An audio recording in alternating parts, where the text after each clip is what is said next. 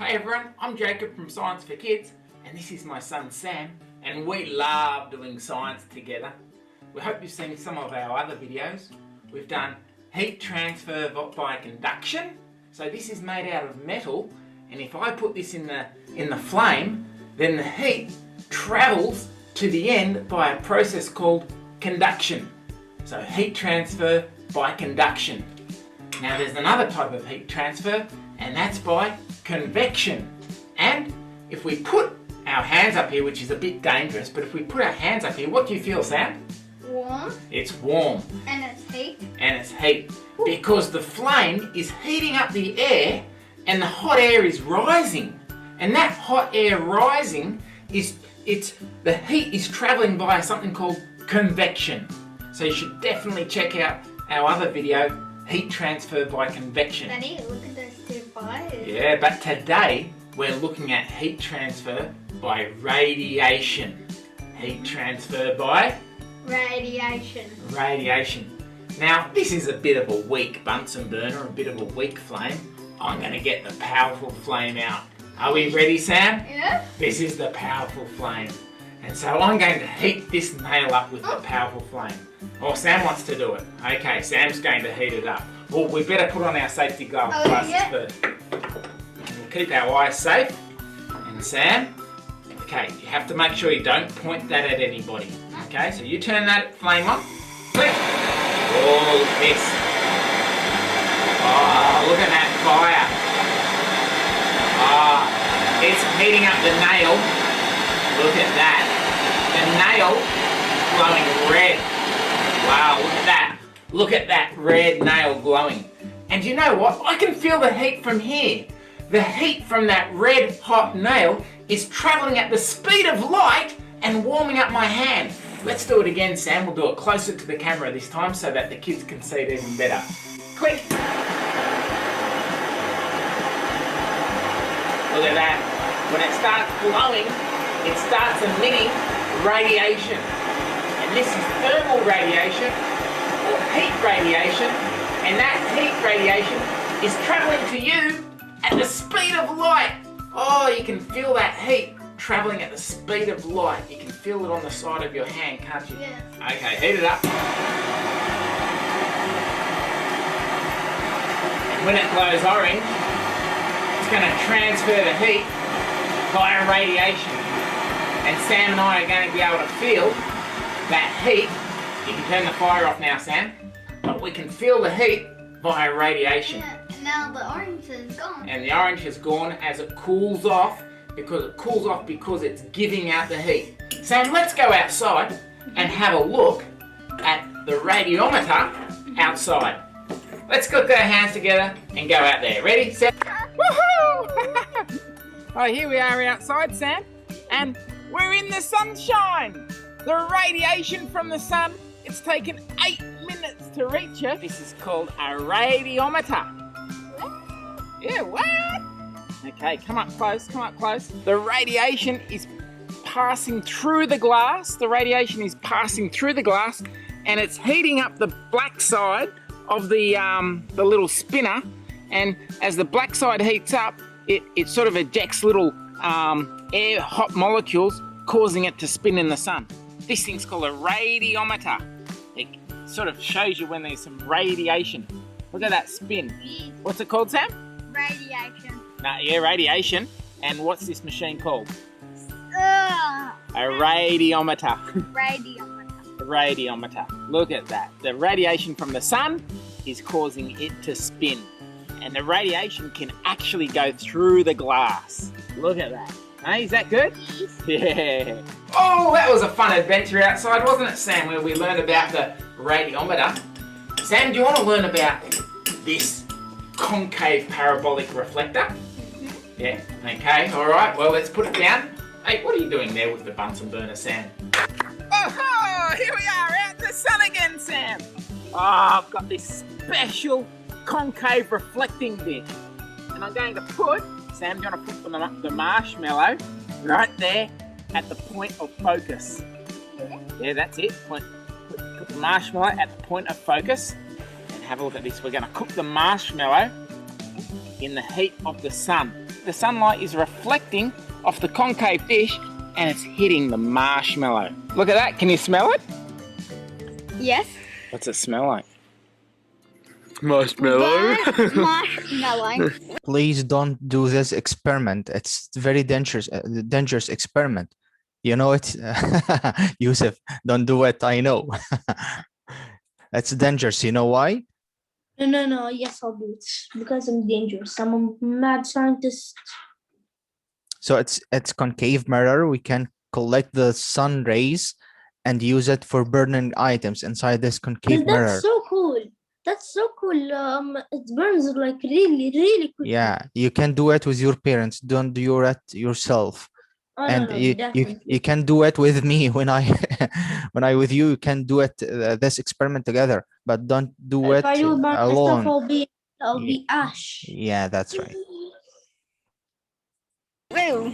How good's that, eh? Do you want to pull that off?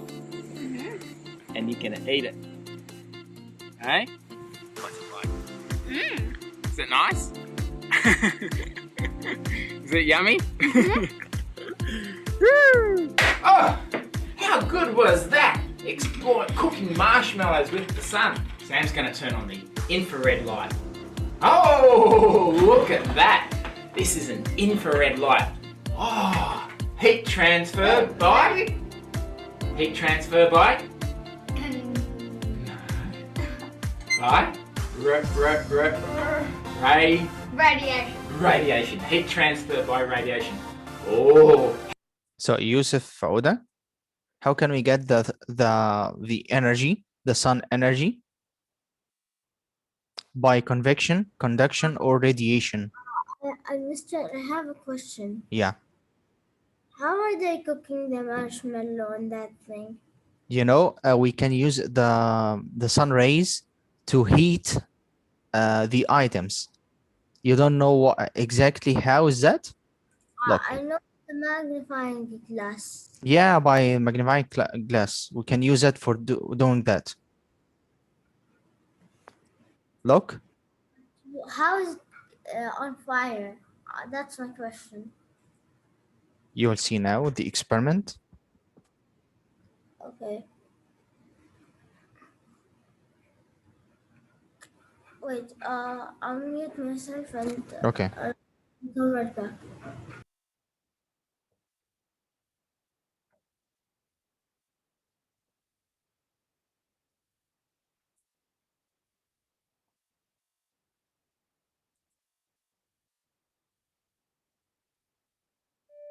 While South Africa pumps billions into coal and nuclear power, small entrepreneurs are helping communities deal with soaring electricity prices by providing them with affordable ways to cook and boil Mohammed Tarbush, look, how can we use the sun to cook food?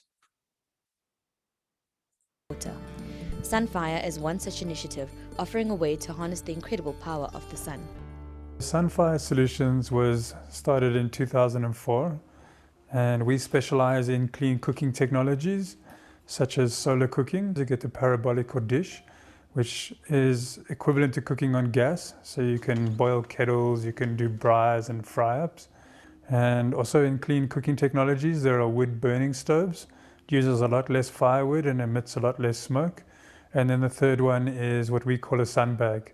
So you get your food cooked halfway and you put it inside the bag. The heat is already in the pot and it carries on cooking the rest. Ideally, you need a... So look, this is called concave mirror.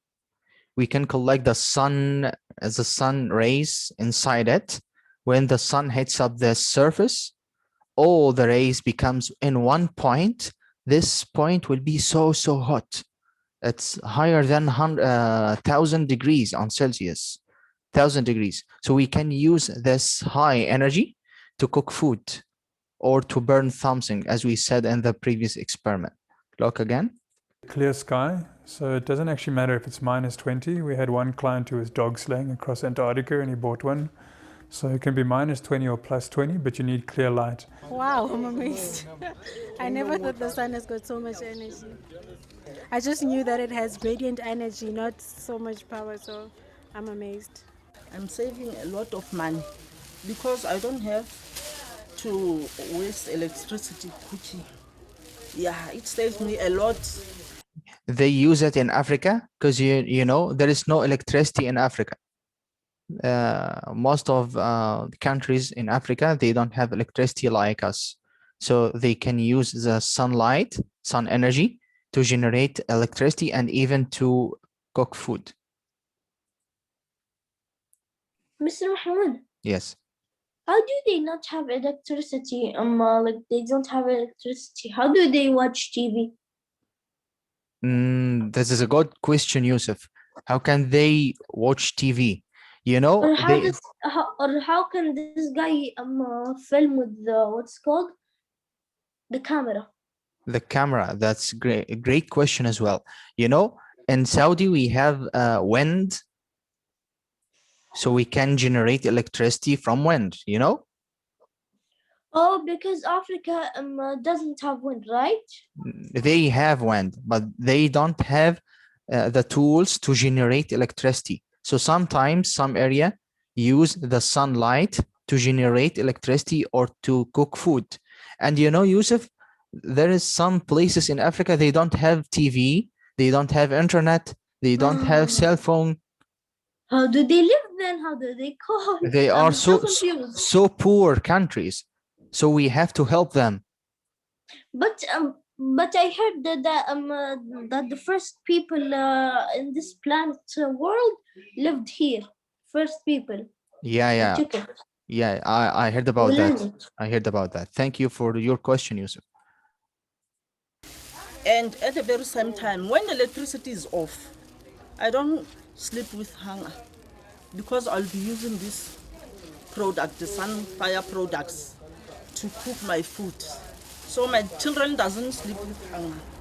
The community response that we get is phenomenal. Everywhere we go in the country, people are really interested in accessing the technology. And so we have a network of partners that we work with in different places. So different NGOs or different people that are running projects in communities will get in contact with us, and we work through them to get into the community. One such woman is Norma Rasha Bonase.